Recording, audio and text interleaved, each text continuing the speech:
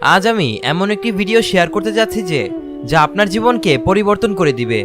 খারাপ সময়ের হতাশার অনুভূতিকে বদলে দিয়ে বেঁচে থাকার নতুন এক জীবনী শক্তি দিবে, যা আপনাকে সফল হতে বাধ্য করবে। তাহলে চলুন ভিডিওটি শুরু করা যাক।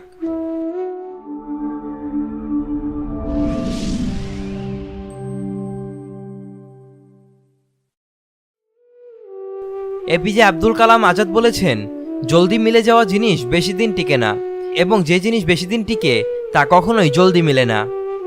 মহান বিজ্ঞানী বাল্ব আবিষ্কারক থমাস এডিসন বলেছেন, আমাদের সবথেকে বড় দুর্বলতা হলো কাজ শুরুর পূর্বেই হার মেনে নেওয়া। সফল হওয়ার সবথেকে বড় পন্থা সবসময় আরেকবার চেষ্টা করা। ব্রুস লি বলেছেন, যদি আপনি কোনো কাজ শুরু করতে অত্যাধিক বেশি সময় নেন, আপনি ওই কাজ কখনোই করতে পারবেন না। তাই বুদ্ধিমানের কাজ চিন্তায় বেশি সময় ব্যয় না করে ওই কাজকে আজ থেকেই শুরু করা। রতন টাটা বলেন, আমি সঠিক সিদ্ধান্ত নেওয়ায় বিশ্বাস করি না, বরঞ্চ সিদ্ধান্ত নিয়ে আমি নিজেই তা সঠিক করে দেই। রবীন্দ্রনাথ ঠাকুর বলতেন, যার জীবনে যত পরিবর্তন, যত সমস্যা আসবে, সে ততই সফল হবে, কারণ সকল সমস্যা তার সাথে একটি করে নতুন সুযোগ নিয়ে আসে। শেক্সপিয়ার বলতেন, সাফল্যের 3টি শর্ত: অন্যের থেকে বেশি জানুন, অন্যের থেকে বেশি কাজ করুন, অন্যের থেকে কম আশা করুন। জন ডাব্লু গার্ডনার বলেছেন, জীবন হলো পেন্সিলে আঁকা এক ছবির নাম, যার কোনো অংশ রাবার দিয়ে মুছে ফেলা যায় না। আলবার্ট আইনস্টাইন বলেছেন, একজন সুন্দর আকর্ষণীয় রমণীর পাশে 2 ঘন্টা বসে থাকুন, দেখবেন সময় উড়ে চলে গেছে।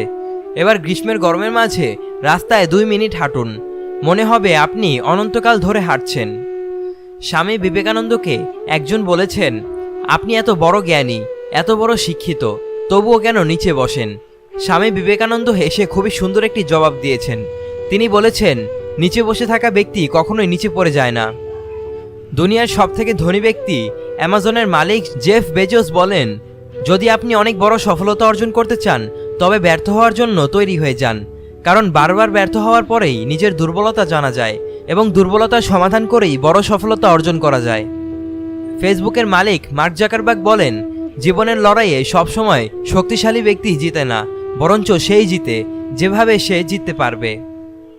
মহান বিজ্ঞানী আলবার্ট আইনস্টাইন বলেন, পাহাড় চড়া ব্যক্তি নিচু হয়ে পাহাড় চড়ে এবং পাহাড় থেকে নামার সময় মাথা উঁচু করে নামে।